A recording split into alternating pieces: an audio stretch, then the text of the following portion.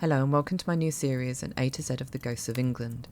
Here we take a haunted tour of the country, county by county, to see what lurks in the darkest corners of the map. In this episode, we continue to take a look at the ghosts of the county of Bedfordshire. Bedford Hospital.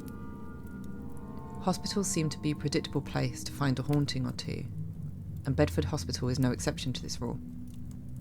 Samuel Whitbread, a local brewer, left in his will the sum of £8,000 purely for the purpose of building a hospital in Bedford. A planning committee, which included the Duke of Bedford, Lord John Russell and the brewer's son, also named Samuel Whitbread, oversaw the building of the hospital, which was opened in 1803. In 1972, two nurses reported watching an attractive girl in a long dress and coat glide into a toilet on the south wing of the hospital. They followed her, only to find that when they entered the room, it was empty. The same girl was then seen 28 years later, when three members of hospital staff reported seeing a lady in a long dress walk through the wall of a storeroom. The Shand ward is also reportedly haunted by the sound of disembodied footsteps, which no one can discover the origin of. More recently, in 2019, Hannah Southern, a paramedic working at the hospital, noticed a shadowy figure in a window. Hannah decided to investigate and, along with another paramedic, headed towards the former mental wing of the hospital. As she approached the stairs that led up to the ward, the door at the top of the stairs started to open and close, seemingly by itself. As it continued, Hannah decided to quietly stand and film it.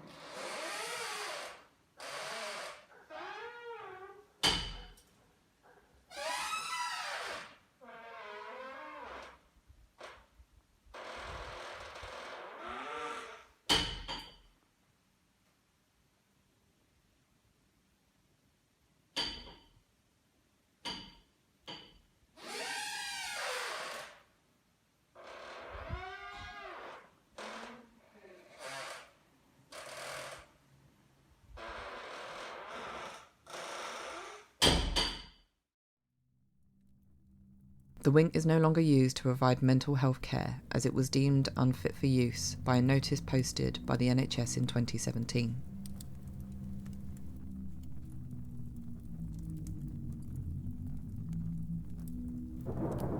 Flitwick Manor. Flitwick Manor was built in 1632 by Edward Blowfield, who died in 1663, leaving the property to his wife Jane. Jane later remarried in 1668 to Samuel Rhodes, who kept the house in the family until 1736, when it was bequeathed to Humphrey Dell, a physician. Humphrey in turn left the manor to Anne Fisher, who was his goddaughter. After losing her first husband, James Hess Edmonton, in 1783, Anne remarried George Brooks, and the manor remained in the Brooks family for the next 145 years. The last of the Brooks heirs to inherit the house, Catherine, had no heirs and so left the house to her cousin, Robert Adolphus Lisle, who in turn left it to John Comyn Lisle, who then sold the house in 1953. It stayed as a private residence until 1984, when it was converted into a restaurant that was sold in 1990, and since then the manor has been a hotel. In the 1990s, while work was being done on the house, a builder discovered a wooden door beneath the roof tiles. Behind the door was a secret room, which also contained a bricked-up doorway that led to the upper part of the manor. It is believed that this room was the living quarters of a previous housekeeper, whose spirit has now been disturbed and haunts those who stay at the hotel by standing at the foot of their beds of a night and staring out of the window. She can also be seen and heard walking the corridors of the manor, with footsteps echoing down the empty pathways. Those that have seen her apparition describe her as wearing a black Victorian dress and a white cap. Witnesses have also suggested that she looks like she is crying. This has led to some theories that she is not actually the ghost of the housekeeper, but the restless spirit of the wife of John Thomas Brooks, who never recovered from the loss of her daughter to cancer in 1848. Sophie. The Church of St Mary the Virgin in Clophill was built in the 14th century, but fell into disrepair in the 1840s and remained abandoned, becoming the target of vandalism as well as the location for satanic rituals in the 1960s, with one incident involving a grave being opened and the human remains taken from it and placed in a ritual circle. Maybe the reason this church was chosen as a place to conduct such rituals can be found in the fact that the church doesn't face east towards the rising sun, but to the west, which some say leads to the opening of a door to hell.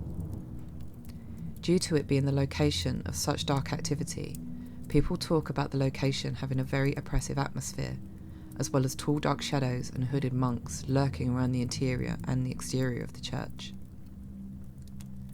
Aside from these darker entities is a ghost of a woman named Sophie, whose coffin was apparently discovered in the nave. There have also been witness reports of a World War I RAF mechanic named George, who wanders around amongst the headstones, presumably searching for his friend's grave.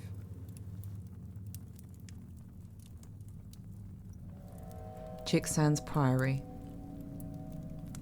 Chicksands Priory was founded in 1152 by Rohes the Countess of Essex and her second husband, Payne de Beauchamp, the Baron of Bedford.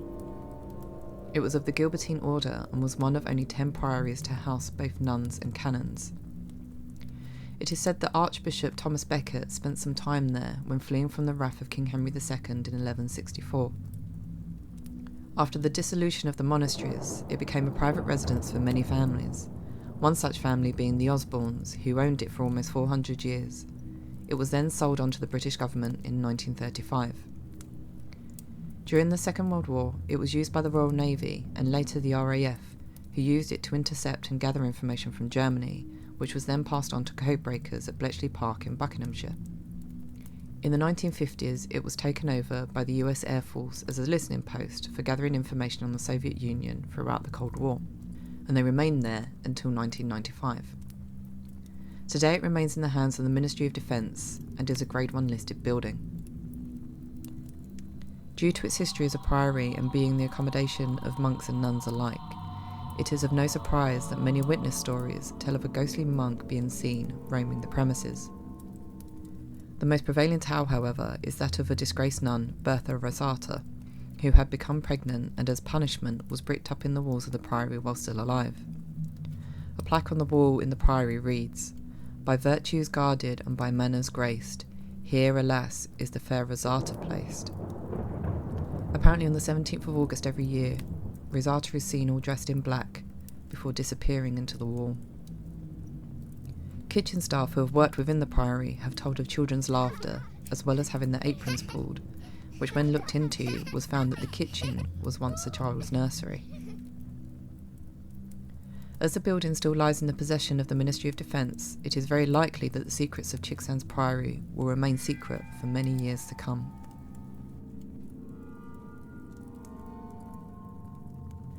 The Cecil Higgins Art Gallery. The Cecil Higgins Art Gallery is one of a collection of buildings in Bedford, all of which date back 200 years, having been built by Charles Higgins. The original building was that of a brewery, and the family home was built just next door. The brewery was sold in the late 1920s by Cecil Higgins to Wells and Winch Limited in order that he could focus on founding a museum that would be for the benefit, interest and education of the inhabitants of and visitors to Bedford. The art gallery opened to the public in 1949 in the same building that the Higgins family had once called home. It housed Cecil's collection of ceramics, glass and works of art, and Cecil had left complex instructions in his will as to how the museum should be organised. It is with no surprise that the entity that is reported to haunt the gallery is that of a man wearing a bowler hat and dressed in 1930s clothing. Could this be the spirit of its founder, checking up on his collection? There has also been a man in a dark suit wandering around the gallery and incidences of poltergeist activity taking place. One such occurrence was that of a painting being found on the floor one morning when the staff opened up and finding the glass completely smashed. It was originally seen as an unfortunate accident until they found the nail that the picture was hung from not only fell from the wall but had been hammered into the skirting board. Other poltergeist activity involved chairs moving of their own accord as well as mysterious footsteps echoing on empty staircases.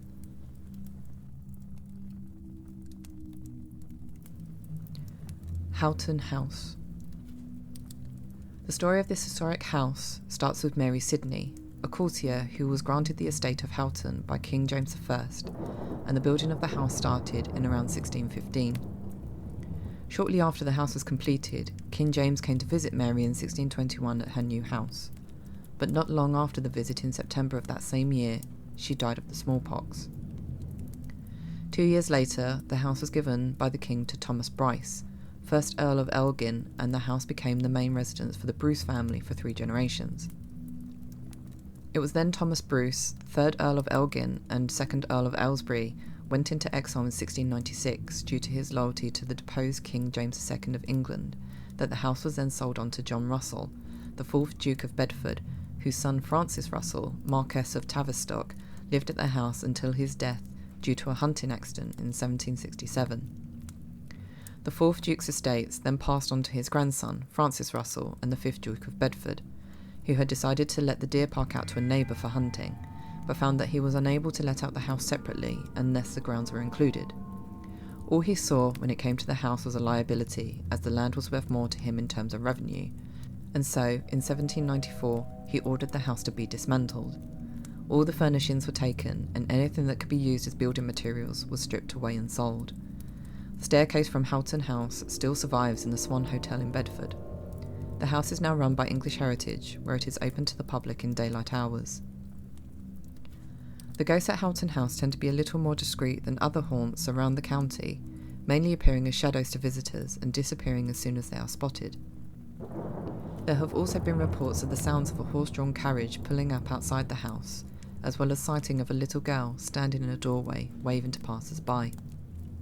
It is also said that the ghost of Mary Sidney, who built the house, haunts the grounds, probably to make sure visitors behave themselves according to a house fit for a king's visit.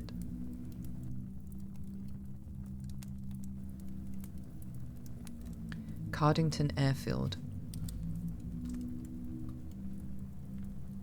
Cardington Airfield was an RAF station that was originally created by the company Short Brothers in order to build airships for the Admiralty. A 700-foot-long airship hangar, which became known as No. 1 Shed, was built in 1915, in which 2 airships, the R-31 and the R-32, could be built. Originally starting out as a private venture, the site became nationalised in 1919 as the Royal Airship Works. Between October 1924 and March 1926, the No. 1 shed size was increased in order to make room for the building to the airship R-101. When completed, the shed measured a total of 812 feet in length. The R-101 was, at the time of it being built, the world's largest flying craft, measuring 731 feet in length. Unfortunately, the R-101 crashed in France on its maiden overseas voyage on 5th of October 1930, killing 48 of the 54 people on board. The crash led to all airship work in Britain stopping, which meant that Cardington became little more than a storage station until the 1930s, when it was used for making barrage balloons.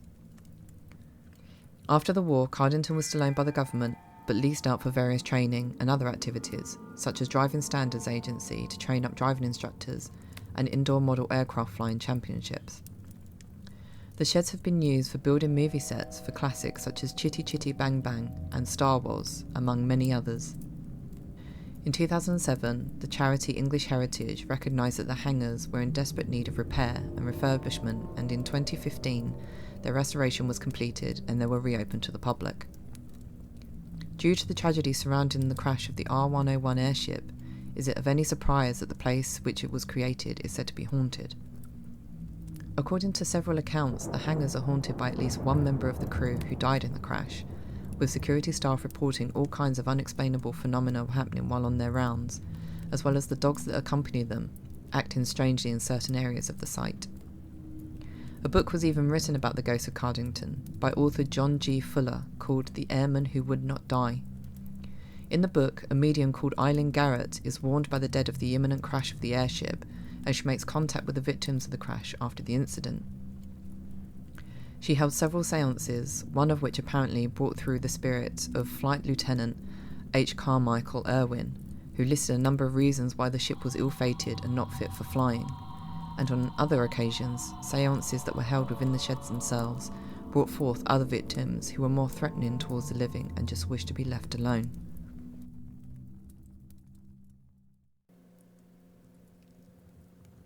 Do you live in Bedfordshire? Have you ever visited there? If so, do you have any of your own spooky stories to tell? If I can gather enough, I will be doing a special video of local ghost stories from each county, so don't be afraid to send in your own. If you enjoyed this video, then please do leave a like and subscribe to the channel. It really helps me out. Also, if there's any stories you feel I may have missed or you would like for me to look into, please do leave a comment below. It all helps out the channel. I also have a Patreon account where just for a few dollars a month I will be adding extra stories from my own collection of ghost books that I've not been able to cover in these videos. Thank you so much for watching this video, and I shall see you in the next one.